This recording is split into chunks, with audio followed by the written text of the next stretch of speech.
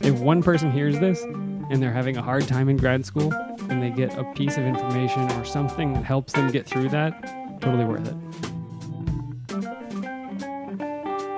Welcome to Hello PhD, a podcast for scientists and the people who love them. In today's show, we try to explain why the heck we're making a podcast in the first place. Stay with us.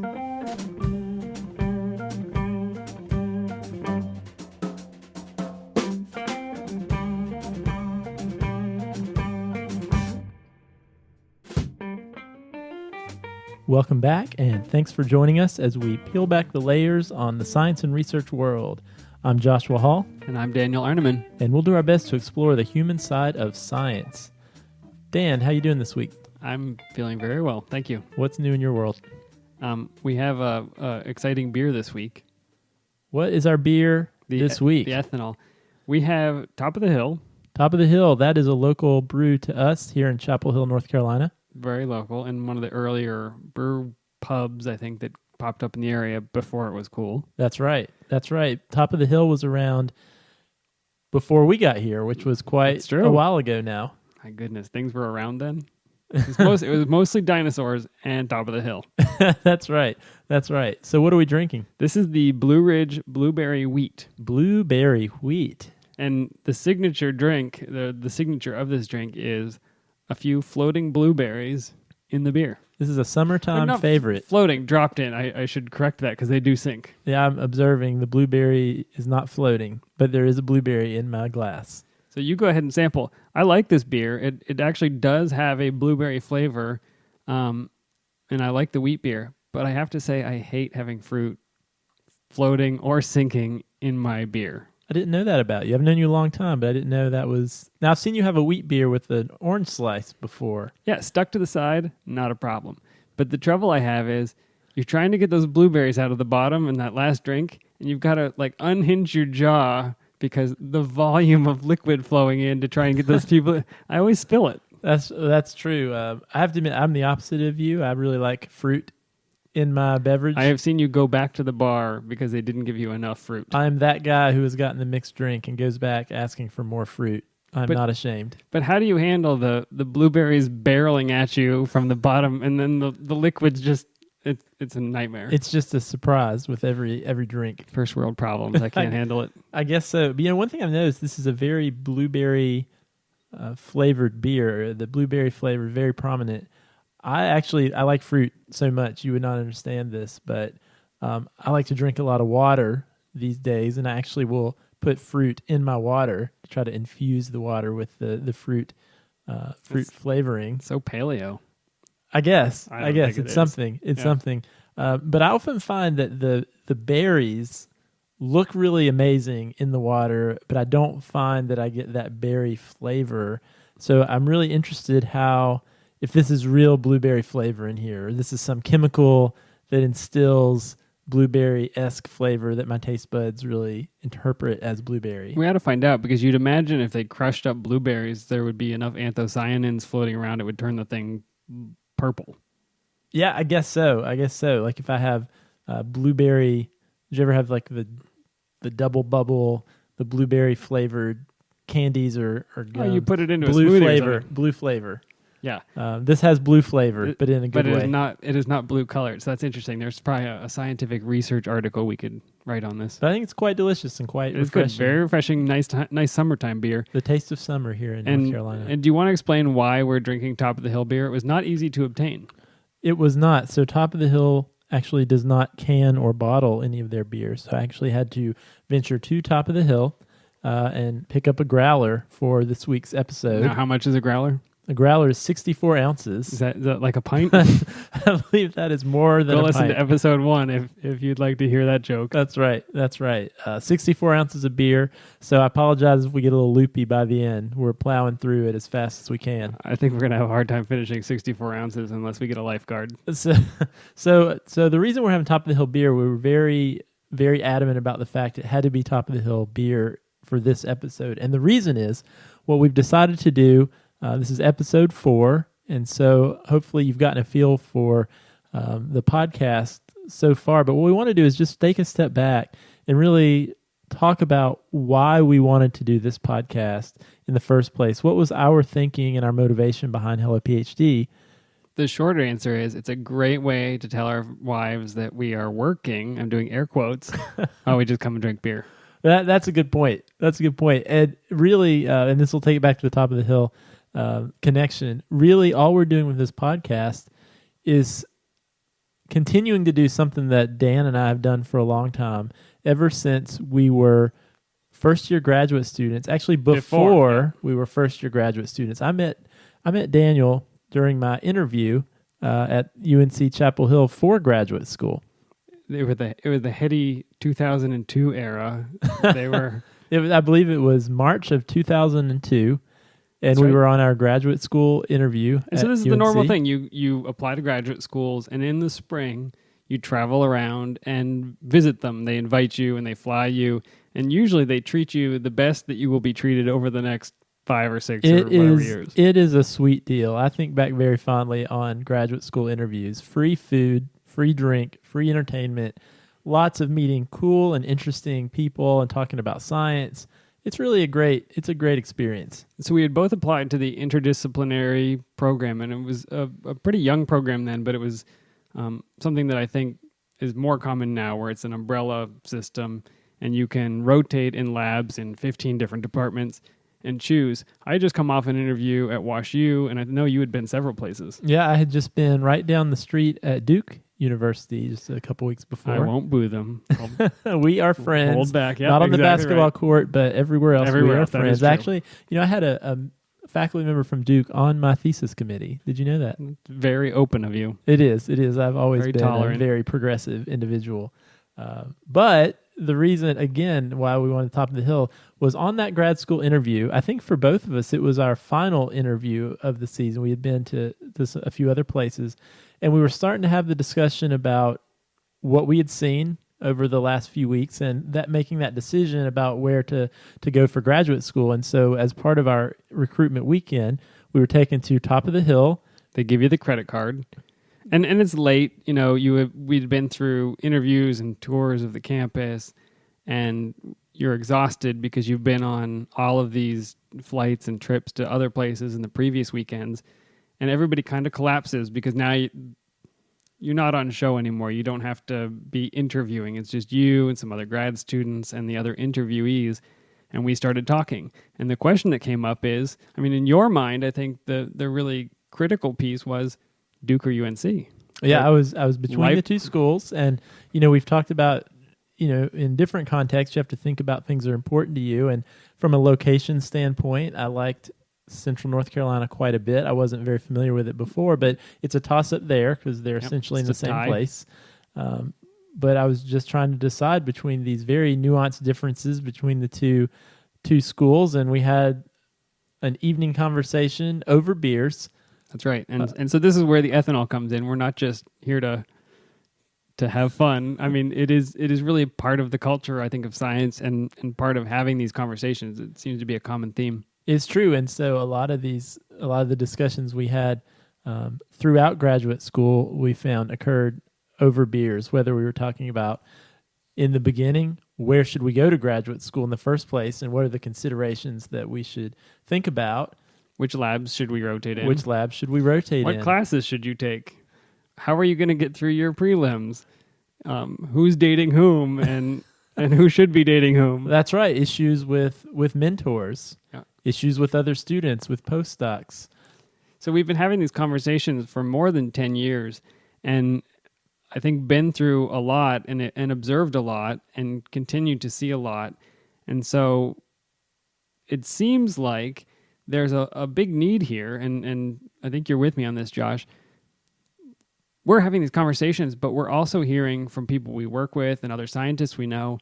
They're having the same conversations, and they're facing these dilemmas with the fresh anxiety and the fresh uncertainty that we faced. And so what can we do to make that better? Absolutely. And in my job now, I work a lot with trainees, with students, whether they're undergraduates or post-baccalaureates or graduate students or postdocs. And the thing that I've realized over the last few years is that students today are having the exact same conversations and experiencing the same stress that we went through as graduate students several years ago. And so one of the motivating factors that we had with this podcast was wanting to provide a venue for these conversations to be had out loud, because I think one of the things that can happen, one of the things that we face is graduate school and the research world can be a really stressful time. There's a lot of very specific... Is that okay to say that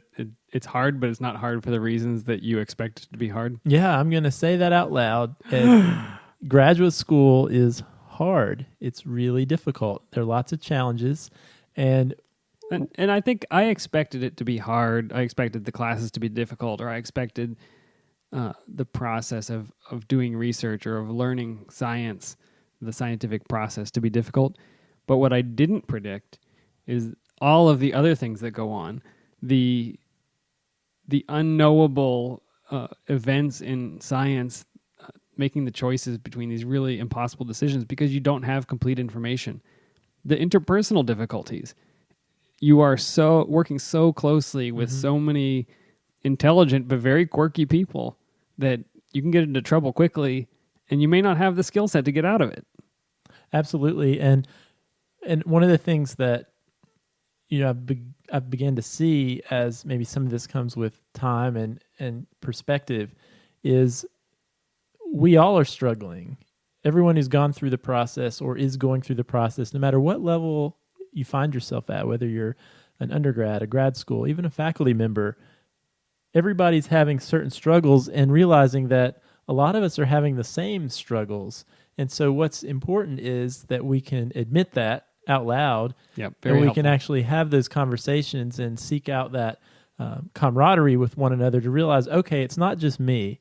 It's not just me that's having these challenges. Science is challenging in this way. That's not a unique thing to me. It's not a shortcoming of anything I'm doing. It's just the nature of the beast. It's just how science is. And so one of the things we wanted to do was just really talk openly and honestly about some of the things that are great about the research culture and some of the things that are challenging. There are a lot of podcasts, a lot of journals and books and shows about scientific achievements, about scientific findings, and that's not what we're all about. We may reference some of those things, but one of the things we wanted to look at is what we said at the top of the show. This is the human side of science. So many of us, we find ourselves swimming in this certain ocean of scientific research that I've found to be a super unique and interesting place. And weird. And very weird in certain specific ways. And so our hope for this podcast is it's a place where we can look at that part of science.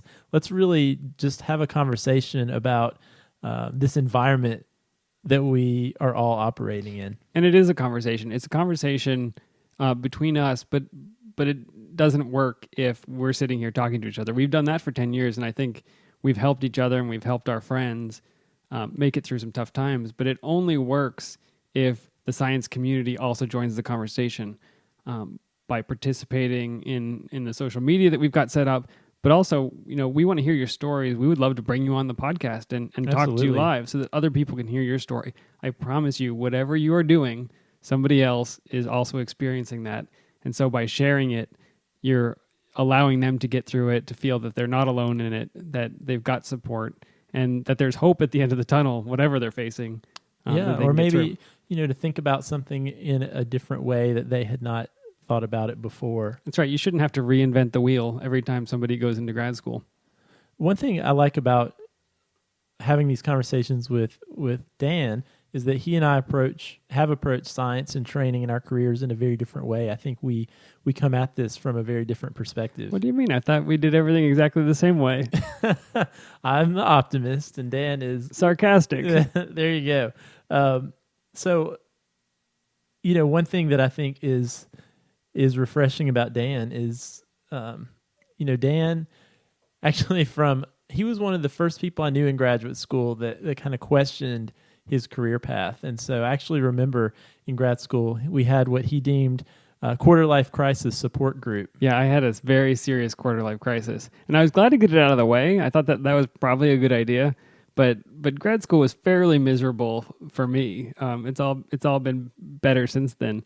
But it was a really, really tough time for me. And I formed this quarter life crisis support group, and it was just me probably complaining at a bar. And Yeah, I think we called it support group, but really we just all showed up to make Dan feel better about supported himself. me. That's what counts. That's right. And we drank beer. Yeah, I felt better. That's what mattered to me. So Dan, why are you doing this? What's important to you about doing this? For me, it was a very, very hard time. And it was a hard time because it seemed almost unending to me. So I had made this decision to go to grad school, and I wanted to do it for such a long time. But when I got there, it didn't turn out to be what I thought it would be.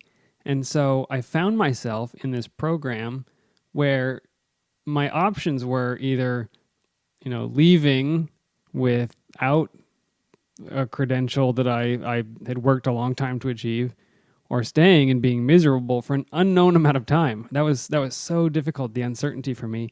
And so I made it through, and I'm out, and I have the degree, and I quickly moved on to doing what I consider my life's work, the thing that I love to do. And what I want to be here for is to be able to cast my eye on what it was. And because I'm not part of it directly anymore, I can say when things don't work, and I don't have I have nothing to lose. I have nothing to risk. So I can be that voice, and I can also be the voice that says, look, it gets better. So whatever you're going through, it gets better, and there are things you can do to make it better. And so it's important to me, if one person hears this and they're having a hard time in grad school and they get a piece of information or something that helps them get through that, totally worth it. Oh, that's really great, and that's an important perspective to have. So what are you doing here? It could just be me. I know how to run the soundboard and turn the computer on and things like that. Vaguely useful.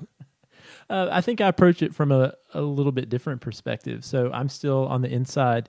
I still work in academia very closely with science trainees, and a lot of my job is to work with students whose goal it is to go on and research. In some ways, I guess I'm still an evangelizer for science, right? And so, I think at this point, I've gained a lot of perspective and knowledge about the science career path. I work a lot with students thinking about careers. But one of the things that's become very important to me is that this science community, this science environment, is as inclusive a place as it can be. And one of the things that I've come to see is that science is really for a lot of people. And science is a very interesting place. It's a place where you can experience extreme personal growth, intellectual growth. You can just learn a lot. You meet a lot of interesting people, but it hasn't always been equally open to everyone. And so one of the things that I've really become passionate about is making science a better place. And so one that sort of folds into why we want to do this and some of the things we want to talk about here, because as Dan, you were talking about, your ability from the outside to have this perspective to look back into the research world and say, these are some things that didn't work. These are some things that actually aren't the best for people who are going through the science training process. Yeah, I will ask some hard questions because I'm not trying to achieve some of those ends. Yeah, and I am. And, I'm on the inside wanting to work to actually try to change some of these things and make science a more open place, but also make science a better place for the people who are inside actually doing it. Yeah, and please don't make the mistake that I don't love and value science. I think the more time I spend in the business world, the more I love and value science and the way that scientists think. There's so much opportunity for science to be part of the world and not just part of PhD programs. And so I think that's something that we all can contribute to every day as scientists is to kind of educate people in the way of thinking about science and in terms of making decisions. And so getting science out of the PhD program is a great end to me. Mm-hmm. Yeah, and I think another piece is, I've seen time and time again as I've gone through my own training, individuals who came into the process really in love with science, who had a very sincere passion for science and research. And then, due to certain aspects of whether it's traditions of how the science culture operates or just certain idiosyncrasies about scientific training or graduate training or the postdoc lifestyle, people would leave science, not necessarily because... Or a mean PI. Or a mean PI, right? We've talked to plenty of people like that. Maybe an interpersonal issue that wasn't resolved in the best way. And what that would lead to, and what I'd see time and time again, are people who followed a very sincere passion into science leave science for a reason other than the fact that they didn't have a passion for science anymore. But what they didn't like was a certain, a certain component of the training environment. Yeah, there are broken pieces of the training process, and there are amazing traditions in the training process. And can we separate those two things? Can we shine a light on the broken parts and get them changed? I think having this conversation in a podcast, in a public format, having people who are doing science every day contribute to that conversation. You know, the people that we are talking with and talking about today will have postdocs and will become PIs and faculty members, and they will have the opportunity to change that process. By participating in that conversation, they might make a better training process. Yeah, I think that's very important. And also, can we find ways to, encourage each other as we go through the process? And I think one key way we can do that is ways to encourage people who maybe want to pursue science as a career in different ways than have traditionally been done. I think that's a great point. I know we have mutual friends who are better scientists than I will ever be that did not get PhDs.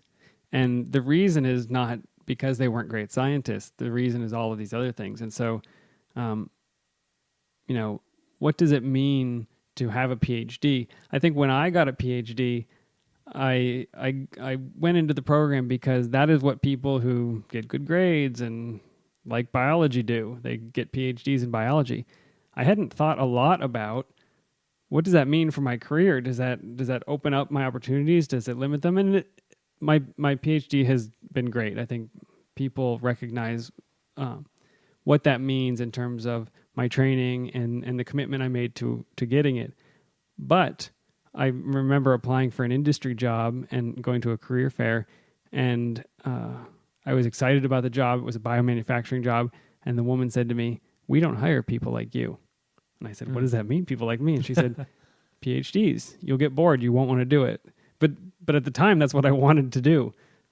So, it can cut both ways, and the goal will be to help people get on the right path to do the thing that they want to do. Absolutely. And I think, if there is a goal, if there's something to shoot for, I think one of the things could be that students leaving graduate school not only have really gained a strong foundation in what it means to be a scientist and how to be a scientist, but also that time has been a really fruitful period of exploration to figure out how they want to apply that knowledge of how to think scientifically to a career that lines up with their own specific interests and skill set. Yeah, I think that's great. So you will hear much, much more about this. I mean, we're kind of outlining some of the goals that we have. We know you have goals, and these will expand and change as we embark on this podcast with you. So do stay tuned. Send us your questions. Post on the Facebook page. Tweet to us at HelloPhD. Yeah, and we really mean it. We want this to be a conversation. We want this to be a resource for everyone out there in the scientific world who's going through this crazy science environment. And so certainly do email us questions or thoughts. And also we understand that some of these issues are really sensitive too. So if it's something that you want to talk about, you want to have discussed, but you don't want your name attached to it, that is totally okay too. Just let us know that. Or if this sounds like a terrible idea, don't write to us, don't tweet to us. We will still have the conversation, We'll still drink the beer. We just won't record it. That's right. That's right. Should we do the word of the week, the etymology? Yeah, what do you have for us this week, Dan? Since we were talking about the DNA of our podcast episode and why we're doing this, the word I picked is chromosome. Chromosome. Very fundamental word. Yeah, source of life and lots of things. Chromosome. Let me think through that. See if you can pick out some of the parts. Let's see.